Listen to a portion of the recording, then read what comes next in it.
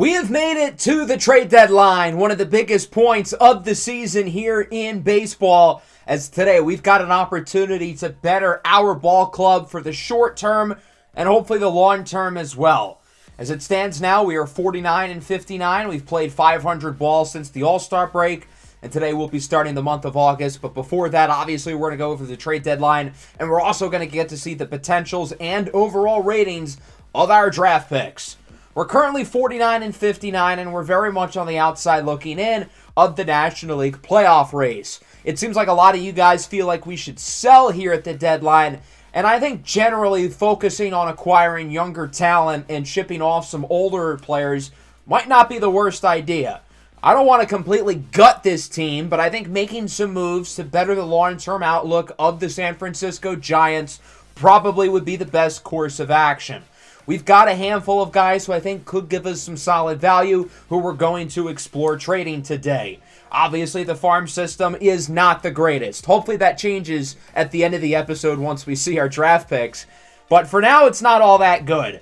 One of the big reasons why I picked the Giants to begin with is because of the lack of high-end talent on the roster. And here, going through the draft and now the trade deadline is our best opportunity to change that. I will say the MLB trade market this year has been really dry. Obviously, we've made a couple moves with J.P. Crawford and Alex Cobb, but the only other big trades around the league this year have been Esteury Ruiz going from the Athletics to the Cleveland Guardians for a massive trade haul, and then the Cardinals getting Yennier Cano from the Orioles for a really good pitching prospect in Tink Hence. Well, today we're going to blow up the trade market, and not just for the Giants, but other teams around the league, scouring through the trade block, looking for guys who could be on the move. Some guys here, like Jackson Holliday, are obviously not going to get traded, but other guys around the league who could be on the move, and not just players who are on the block, but possibly really good players who are impending free agents within the next year or two who could command big prospect hauls. But first, let's take a look at what we are going to do here during this trade deadline. And going through our budgets, it's worth noting that there are only two guys, Austin Slater and Amir Garrett, who are not under team control and free agents at the end of the year. Both of these guys are good veteran players who I feel like would help out contending teams. Now, it is worth noting we do have guys who have opt-outs. That includes Blake Snell and Matt Chapman. Snell, of course, has been a little bit inconsistent throughout the year. I would expect he opts into his $31 million contract, so because of that, I don't really see a reason to trade him now. Matt Chapman, on the other hand, I think is a far more interesting discussion because he's had a really, really good season for us and has outperformed expectations.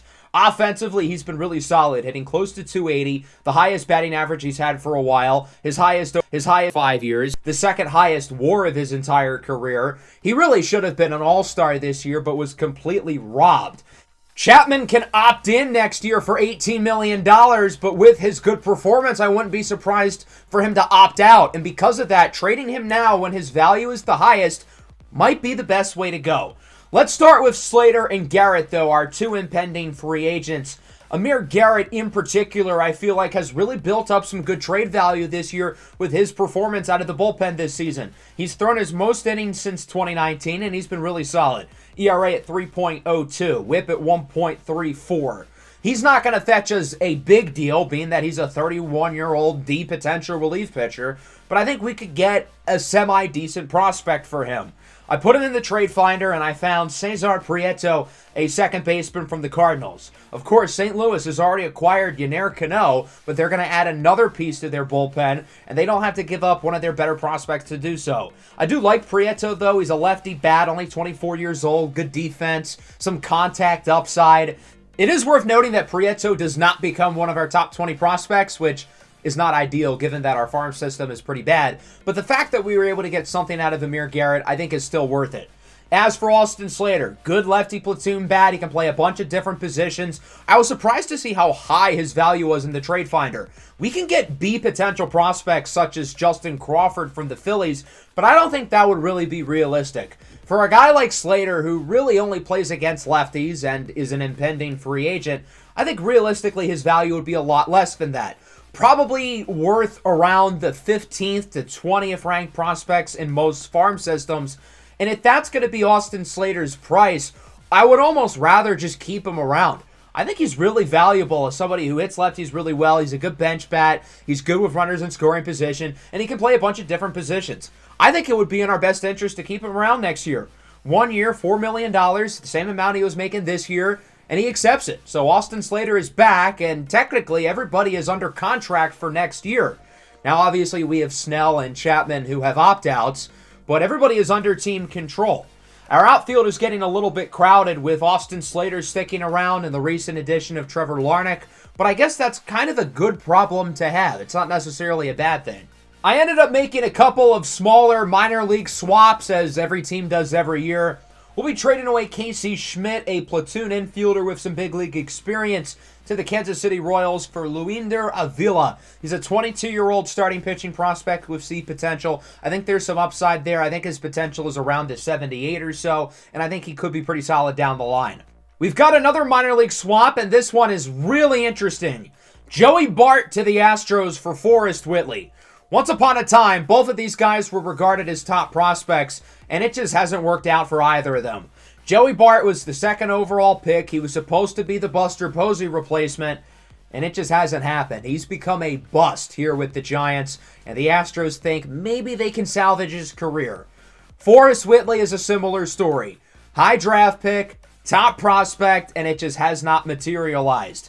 At 26 years old, Whitley has not yet made it to the major leagues. He is the 15th ranked prospect in one of the worst farm systems in baseball. For most teams, he wouldn't be ranked in the top 20. He hasn't made it to the big leagues for a multitude of reasons, whether it's been performance or injury. But similarly with the Astros and Bart, maybe there's a chance we can salvage his career and get him to live up to some of his potential. We're also going to be acquiring Wander Suero. He gives us some organizational depth in the bullpen. He was good for the Nationals like 4 or 5 years ago. We're going to have him start in AAA, and if he plays well, maybe we'll bring him up to the big leagues. I think that's a pretty good deal for both sides, taking a shot on a prospect who might have some upside. But let's talk about Matt Chapman now, the big one. And this is one I've been kind of debating. I'm trying to figure out if I think Matt Chapman is going to come back next year.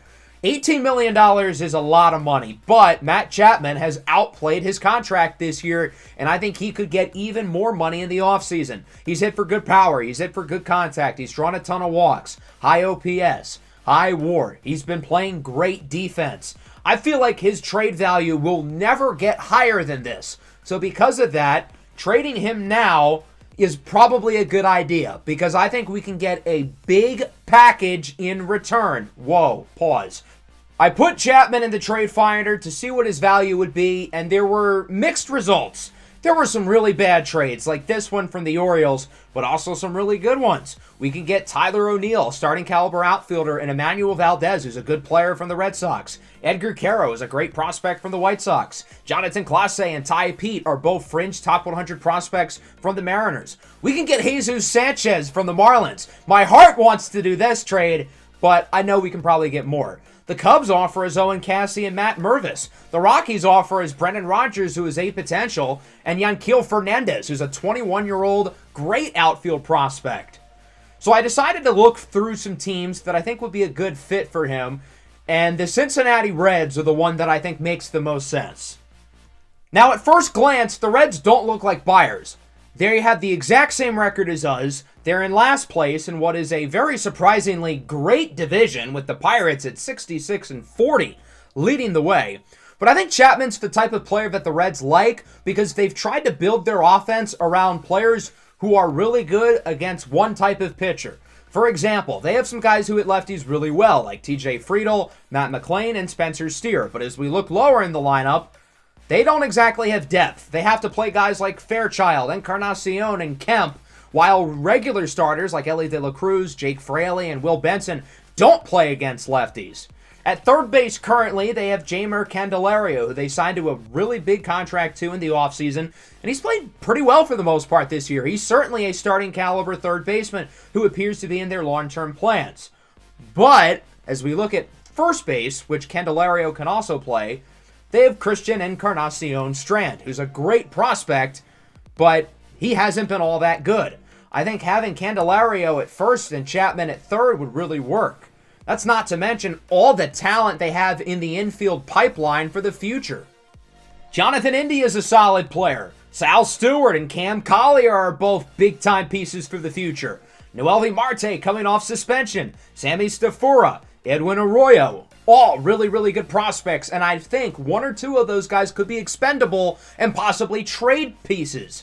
Jonathan India, for example, is right here on the trade block. The Reds have been trying to trade away Jonathan India for years, and I feel like he'd be a really good fit for us. Since winning the Rookie of the Year in 2021, Jonathan India hasn't quite been able to get back to that level, but he has played pretty well this year. 278 average, OPS close to 800, and a WAR around 2.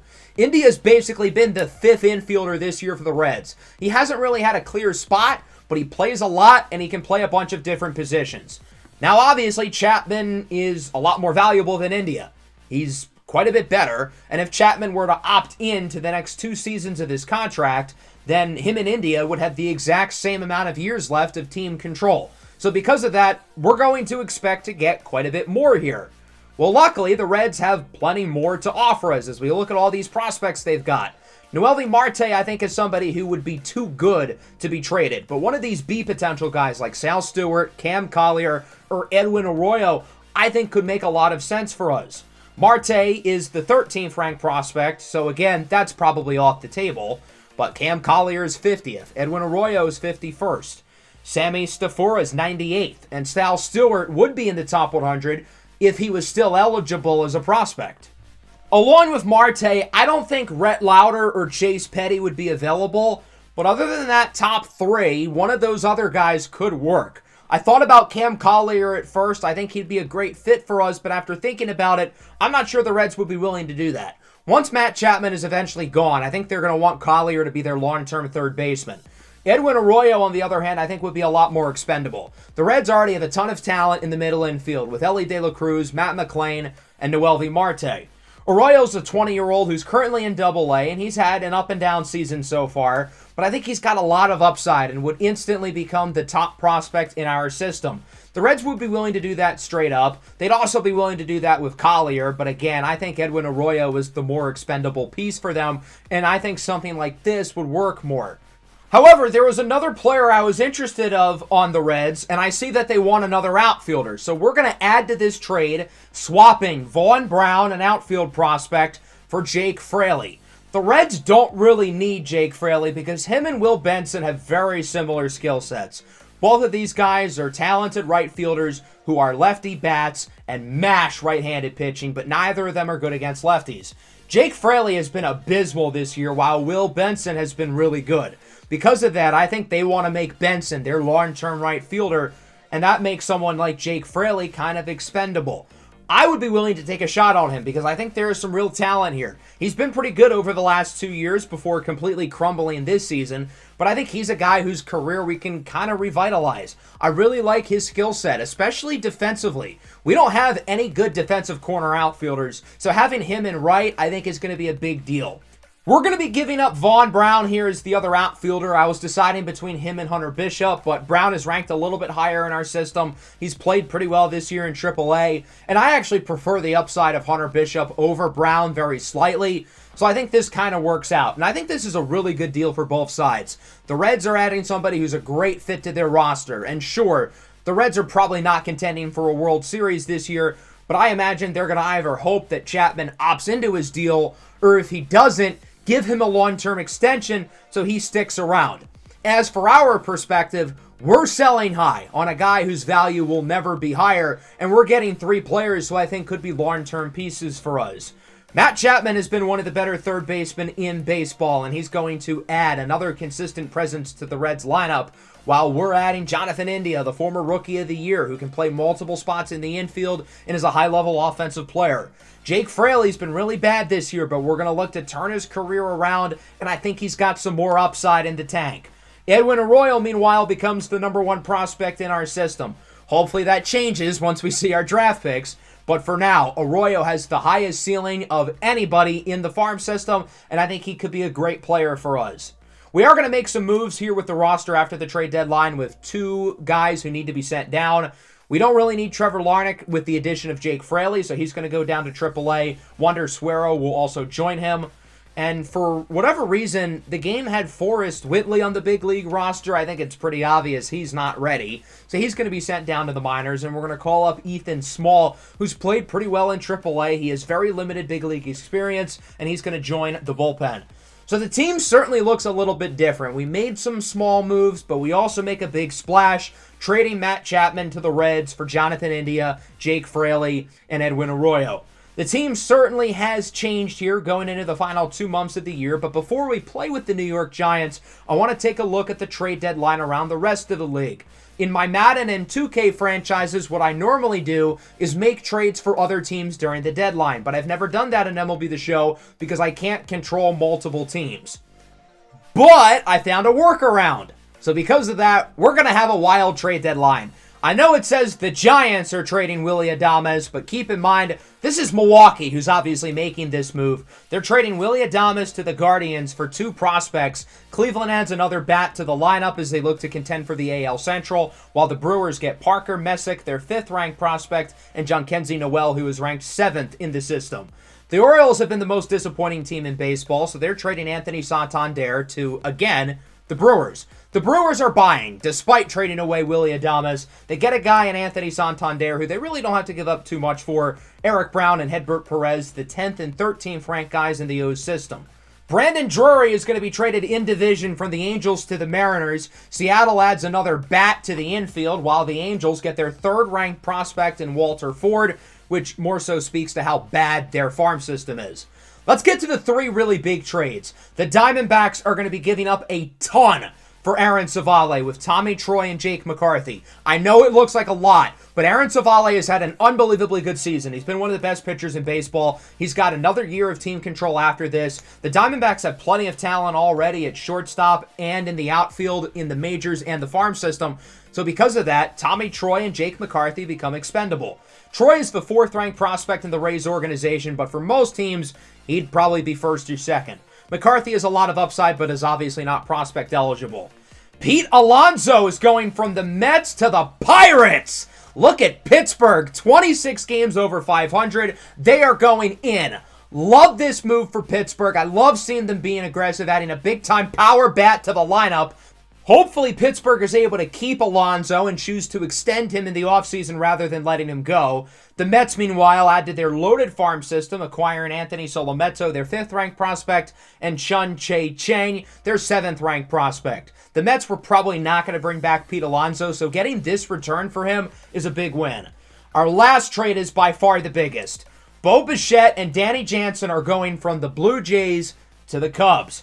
Chicago's lineup is now basically complete, adding 2 really good players. Obviously, Bo Bichette is the big get here, and you're probably wondering, why are the Blue Jays trading him? Well, Bo Bichette has had a really bad season. His WAR is in the negatives, and Toronto is looking to get value for him while they can, and they sure got a lot. Cade Horton is their 2nd-ranked prospect in the farm system and a top 25 prospect in baseball. Brennan Davis, the 8th-ranked guy in their system. He's a little older at 24, but he's got a really high ceiling. So there you go. That's our trade deadline. A lot of big splashes around the league. Pete Alonso is a Pirate. Bo Bichette is a Chicago Cub, along with Danny Jansen. Aaron Savale to the Diamondbacks. Willy Adames to the Cleveland Guardians, along with other moves as well, including, of course, Matt Chapman to the Cincinnati Reds. All right, let's take a look at this series here against Oakland. We're going to player lock Jonathan India and Jake Fraley's debuts. India is the only one who will play in this first game because the Giants are going up against the lefty in Ken Waldichuk. This game is already tied at 2 in the bottom of the 2nd as India ropes this one down the line and fair, bouncing over the fence, and his first at-bat as a Giant ends up as a ground rule double. Unfortunately, things have gone south for us in this game. It's been another rough start from Kyle Harrison, and the Giants trail 6-2 here against Oakland. India finds himself behind in the count 0-2 here in the bottom of the 4th against Waldichuk, and he checks his swing. Umpire says he went around on the inside slurve. Bad take there by India as we go bottom 6. Same score. Kyle Muller in the game now as Ryan Noda deflects it, picks it up, scoops the bag, and that will wrap up the inning. India's final at bat will come here in the bottom of the ninth. The Giants still trail by 4 as it's now 7-3. Muller still in the game looking to finish things out as India flies this one into right, and his Giants debut will go as 1 for 4 with a ground rule double. Unfortunately, the Athletics win this one 7-3 with former Giant J.D. Davis, who was cut out of camp this year, going deep twice against his former team. In the second game, the Athletics are starting a righty, Mason Miller. This means that Jake Fraley will be in the lineup and will get to play his first game as a San Francisco Giant. The series against Oakland is only 2 games, so if we lose this one, that means we would have gotten swept by the Oakland Athletics. That would be pretty embarrassing. Let's make sure that doesn't happen, guys. Bottom 2, A's lead 1-0 with a solo homer by Brent Rooker, but what an opportunity for Fraley. 2 on, nobody out as he looks at a fastball. That one could have been called strike 3, but instead he takes it. Count is full now for Fraley, who's got great plate discipline as he swings and misses at the circle change. A lot would happen after that as the A's would make it 4-2, but a J.P. Crawford homer would cut the lead to 1. Mason Miller still on the mound for Oakland as it's another full count for Fraley. This time he puts it into play as it's hit well into center, but it will be caught. Good seeing Fraley work these counts early. He's made Mason Miller work today. Ross Stripling now in the game for Oakland. 0-1 for Fraley. Puts this one on the ground over to second. Zach Geloff will make the play. Throw to first is barely in time despite a good hustle by Fraley, who's really athletic. He's got good speed. As I mentioned, he's a great defensive player. Let's go bottom 7. It's now 9-6. No shortage of offense. Fraley takes the first pitch, liner to third, and it ends up as a double play with Crawford at second taking too much of the lead. Let's now look at some defense with Jake Fraley. As I mentioned, I'm really excited about having him in right. Obviously, with Triples Alley, it's important having somebody who can play good defense in right field. Jorge Soler and Mike Yastrzemski just really were not cutting it. It's 10-6 here in the ninth as Fraley fields a single. Runner heads for third, but not on his watch. Part-time ball player, full-time sniper! What a throw by Jake Fraley to gun down the runner. Unfortunately, though, the Athletics would win the game. No score change. 10-6 your final. And with that, the A's have swept the San Francisco Giants. The reason why we struggled in this 2-game series was the pitching. The A's accumulated 30 hits across these 2 games. We really didn't do much to the pitching staff here during the trade deadline, mostly because the Reds had more position players I was interested in rather than pitchers. But, of course, Fraley and India combined to go 0 for 8. Not ideal. We end the month of July on a sour note, getting swept by the Oakland Athletics, falling to a record of 49-61, bringing us into the month of August, and you'll never guess the first team on our schedule here in August. It's the Cincinnati Reds, a 3-game series on the road at Great American Ballpark. I feel like we have to play one of these games against the Reds. Jonathan India and Jake Fraley return to play against their former team, while we get to face off against Matt Chapman.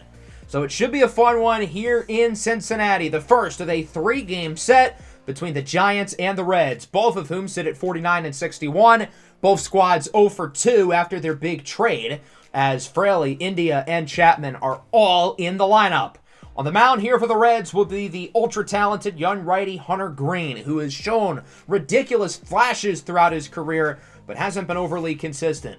This year, that has certainly still been the case. 4.36 ERA, 1.5 whip. He's making quick work at the first inning so far as he faces off against Lamont Wade Jr. with 2 away. Puts it on the ground. Matt McClain fields it cleanly. Throw to first is in time.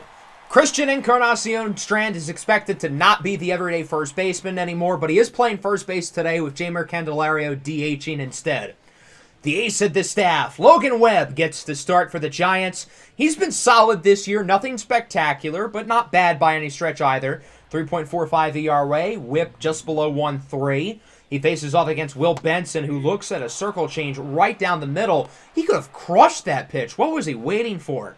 McClain now 1-1, puts this one in the air, bloops it to right, going to be a tough play, and Jake Fraley comes down with it.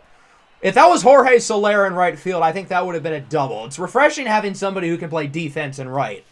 Jonathan India goes down looking to wrap up the top of the second. 6 up, 6 down for Hunter Green as we go bottom 2. Full count for Spencer Steer, the breakout rookie a year ago, and he goes down looking himself on a fastball. Another full count now for Jeimer Candelario, and he will rip this one into right. Fraley after it, and he makes the play. Another really nice snag in right by the former Red, Jake Fraley. Elly De La Cruz is now up for the Reds as he puts this one on the ground to short. Crawford knows he's got to throw this ball quickly, and he does. Not many guys in baseball faster than Elly, but he's unable to beat out that throw as Fraley swings and misses on the circle change to start the third. No base runners for either team so far. Both of these pitchers have been dominant. Blake Sabol now for the Giants. He strikes out on the circle change. Hunter Greene has been perfect through 3 innings as we go bottom 3. Christian Encarnacion Strand into the gap, but Fraley's there again. Jake Fraley continues to play exceptional defense tonight. Matt Chapman's first at bat against his former team ends in a strikeout. Chapman drew a ton of walks with us this year, but the plate discipline there not so good. Daniel Veloheen is up for the Reds, and he goes down on the slider, getting the start behind the plate today with Tyler Stevenson hurt. There have been no base runners through 3 innings. Both pitchers have gone through the lineups perfectly so far. Who will be the first team to get a base runner? Lamont Wade hits this one well into left. It's got some carry. Steer at the track, at the wall, makes the play. 4 perfect innings for Hunter Greene. Will anybody get on base, for the love of God? Bottom 4, TJ Friedl, the center fielder, up for the Reds, and he goes down on the slider. Logan Webb is not known for his swing and miss stuff, but he's already got a handful of strikeouts. Will Benson, bloop hit, broken bat. This could be the play. Barehanded throw from India is not in time. I feel like it's kind of fitting that the first hit from either team is whatever that was. The pitch was outside. Benson swings anyway. He breaks his bat. The exit velo of that ball was 21 miles an hour. That might have been the least hard-hit ball of the entire game. So fittingly, it's the first one that ends up as a hit. With 2 away, Spencer Steer draws a walk, and now Logan Webb has himself in a jam. 2 on, 2 away, full count for Jeimer Candelario. And he grounds it sharply to third. India makes the play. Throw to first is in time. It is expected that Jonathan India will be the main third baseman, with Thairo Estrada sticking at second as we go into the 5th. Wilmer Flores rips this one into the gap. That should end the perfect game. It's also going to end the shutout. Solo home run for Wilmer Flores, and the Giants are on the board first. They lead it 1-0. 14th homer of the year for Flores, who was pretty disappointing through the first half of the year, but I feel like he's really played well over the last month or so. He could have been a guy the Giants traded away, but opposite of Chapman, I feel like his value is at its lowest. Speaking of Chapman, he's up here in the bottom of the 5th, and he swings out of his shoes. That was a full count, too. If he lets that pitch go, that's a walk. But Logan Webb completely fools him. What a day so far for Webb. He's only allowed 1 hit and 1 walk, and that's 1 more base runner than Hunter Greene has allowed so far. But nonetheless, the Giants lead 1-0 into the 6th. Jung-Hoo Lee up the middle with a base hit. Lee's average has steadied around the 370 mark, which leads the MLB considerably. Just the 2nd hit of the game for the Giants and the 3rd of the entire game for either team. Soler pops this one up into the infield. Chapman waves off De La Cruz as he comes down with it. 6 phenomenal innings for Hunter Greene as we go bottom 6. TJ Friedl up for the Reds, swings and misses, but on the pitch, Logan Webb hurt his oblique, and he's going to be taken out of the game. This sucks for him because he was pitching probably his best game of the year. 5 1/3 innings, allowing 0 runs, 1 hit, 1 walk, and he has to be yanked because of an injury. I was hoping Webb would go at least 7 or 8 innings, maybe the entire way. Instead, he'll be replaced by Tristan Beck, who quietly has been fantastic since coming back from injury early in the season. He strikes out Will Benson, and Webb and Beck together are able to retire the side as it remains 1-0. Brent Suter comes in the game here for the Reds in the 7th. Suter's been incredible this year. First-time All-Star out of the bullpen for Cincinnati. 1.51 ERA. He's been legitimately one of the best pitchers in all of baseball this year as he faces off against Wilmer Flores, who had the homer back in the 5th. Rips it up the middle for a base knock, his 2nd of the game. Flores has 2 hits in this one. Every other player combined has 2 hits between each other. So shout out to Wilmer Flores being the only guy who has stepped up to the plate tonight, literally and figuratively. J.P. Crawford now up for the Giants, and he rips this one up the middle. That goes for a hit. Brent Suter has faced off against 3 batters and has allowed 2 hits. Hunter Green in 6 innings only allowed 2 hits. Maybe the Reds should have just stuck with their ace. Jonathan India up now for the Giants, and he goes down on the circle change. Filthy pitch by Suter. He'll face off against his other former teammate, Jake Fraley, who doesn't hit lefties well, but he's really good with runners on base. The Giants keep him in here, and unfortunately, he will not capitalize as he flies out to left, and it's caught by Steer. Game remains 1-0 as we go bottom 7. McLean leads it off for the Reds, and he goes down on the outside slider. A filthy pitch by Tristan Beck. Spencer Steer is now up for Cincinnati, the 2-2. Another outside slider, but he connects. Singles into right. That pitch was well out of the strike zone, too. A really good pitch by Beck, but just better offense, I guess, from Steer. Candelario gets that one over the glove of India for a single into left. Both offenses were really struggling today, but now here in the 7th, both sides are getting some base runners. Beck will be taken out of the game for Taylor Rogers for lefty. This is a risky decision because Matt Chapman, who rakes against lefties, is third up. We're banking on Rogers getting out of the inning with the 6th and 7th hitters before Chapman gets a chance to get to the plate. That starts with Ellie De La Cruz, who of course is a switch hitter, but he really does not hit lefties all that well. And he hits this one sharply into left. It's caught by Wade for the 2nd out of the inning. He completely misfires the throw, but luckily Sable's there to get it quickly. 2 gone now. That'll bring you up Christian Encarnacion Strand, the first baseman, 0 for 2 so far today. He's behind 1 and 2, and he grounds it to first. Wilmer Flores fields it cleanly, makes the play. And so Rogers is able to get out of the jam as it remains 1-0 in a very low-scoring pitching duel. There were more hits in that 7th inning from both teams combined than the first 6 innings put together. Into the 8th now, the veteran Lucas Sims is in for the Reds. 4.41 ERA and 69 1/3 nice innings on the season. He'll face off against Thairo Estrada, who's been disappointing throughout the year, but good at bat here. Draws a walk, and the Giants start the inning with an early base runner. That'll bring up the catcher Blake Sabol, who's been the opposite of disappointing this year. He's really broken out, hitting .280 as he singles into center field, and San Francisco continues to accumulate some base runners. The offense was a no-show for 6 innings, but now they've got a pulse. They're alive and well. 2 on, 2 away, and a full count for Lamont Wade, who pops this one up, and it should be caught by the catcher, and it will. The Giants started the inning with 2 runners on and are not able to bring in either of them as we go to the bottom of the 8th. Taylor Rogers was replaced by twin brother Tyler. It's been a rough year for Tyler Rogers, but he's gotten a lot better as the season has gone along. His ERA is now below 4 at 3.93. He's been really good since the start of the summer. Matt Chapman, 0 for 2 with a pair of strikeouts, does put the ball in play here. It's hit well to third, but Jonathan India will make the play. The 2 guys traded for each other connect there. Daniel Veloheen goes down on the sinker. Great pitch by Rogers. And now that'll bring us back to the top of the order. 2-2 for Friedel. Grounder over to second. Estrada makes the play. 1-2-3 inning for Tyler Rogers. No score change. It's still 1-0 as we go into the 9th. Will either team add some scoring here in this final inning? Into the game for the Reds with the veteran righty Emilio Pagan. 3.21 ERA on the season for Pagan. He's been pretty solid. He'll face off against Wilmer Flores, who's got hits in each of his last 2 at-bats. But third time's the charm. He bloops that one into center, and that goes for a hit. Have yourself a day, Wilmer Flores. 3 for 4 on a day where nobody else has gotten the bat going. J.P. Crawford up now, 2-2. Checks his swing. Umpire says he went around. That pitch might have been in the strike zone anyway. 1 gone now for the former Red, Jonathan India. 0 for 3 in his return home as he pops it into center, and it will be caught by Friedel.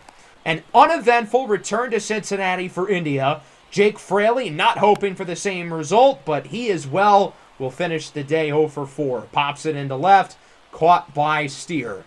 So far, Fraley and India have combined to go 1 for 20 with the Giants through their first 3 games. Not ideal. Bottom 9, the 2-time All-Star Camilo Doval is in for his 27th save of the year. He'll start with Will Benson. The 2, 3, 4 hitters due up for the Reds. If they can make a comeback, you'd think these are the guys to do it. Single into right for Benson, and the tying run is on base with nobody out. Benson's a big dude, but he can run. Matt McLean now puts it on the ground. This could be 2. Estrada to Crawford to Flores. 4, 6, 3, double play. The Giants turn 2, and the Reds are now down to their last out and their last strike. It comes down to Spencer Steer, the 2-2, swinging a miss on the slider, and that'll do it. The Giants win a pitching duel 1-0 with a Wilmer Flores solo home run in the 5th being the only source of runs for the day.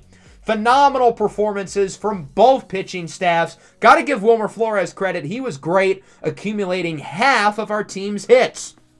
Logan Webb was fantastic. It's unfortunate that he got hurt and could only make it through 5 1/3 innings, but he was really good. 1 hit allowed, 1 walk, 6 strikeouts, and the bullpen did a great job themselves.